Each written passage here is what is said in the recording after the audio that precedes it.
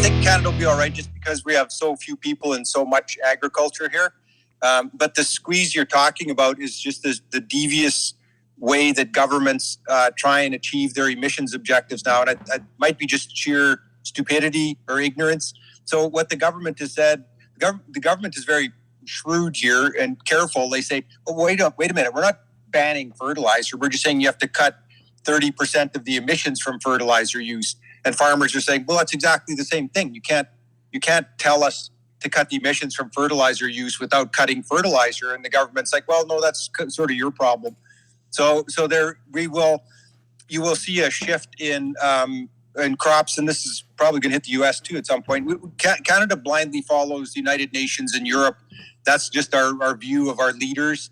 They think that the UN and the EU are setting the agenda for ESG and everything else. So we just follow them. In past, we've had leaders which recognize the value of our relationship with the United States, our biggest trading partner, and have tended to worry about that more. And I long for those days again. The longest undefended border in the world. Let's keep it that way. And so it's our politicians just follow in the lead of people that don't understand what they're even talking about. And Europe is much worse. In the Netherlands is one of the biggest food exporters in the world. I didn't realize that until it started happening.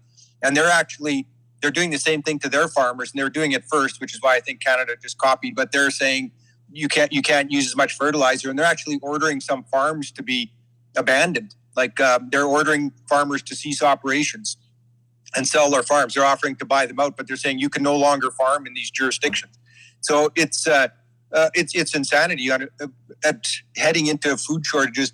At the same time, this is compounding the problem of high global natural gas prices, which are making fertilizer unaffordable anyways. So there's it's like we have this problem that's a massive problem for the world, a fertilizer shortage, and then these governments are just compounding it for no reason other than some virtue signaling ESG. And then to get to the topic of ESG, it's almost a crime to me that something under the banner of environmental, social, and governance becomes such a political football. Like everyone is in favor of a cleaner environment. I know you work hard to generate forests down there, and people like to minimize their footprint. No one likes pollution. No one likes to see spills.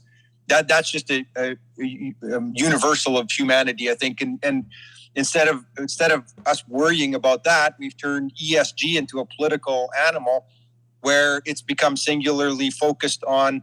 There's the whole race thing and whatever. I'm not even going to get into that, but in governance. But the ESG movement is now a CO2 movement, and then it's becoming that way globally, where ESG is synonymous with CO2 reduction, and that's just a recipe for disaster. As we're seeing, there's no good path to short-term path here to decarbonize. We can.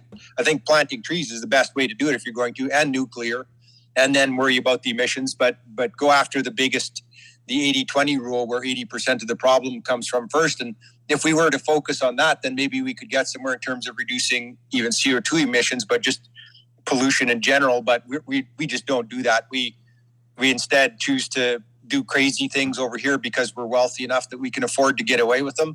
And the rest of the world is just watching in disbelief. And people like Putin step right into the void, and they just manipulate this and milk it for all it's worth. And it's you see the consequences of that. So we have dumb actors in Western leadership giving all control to bad actors in other parts of the world. And it's a crime against humanity, and it's sad to watch, but what can you do?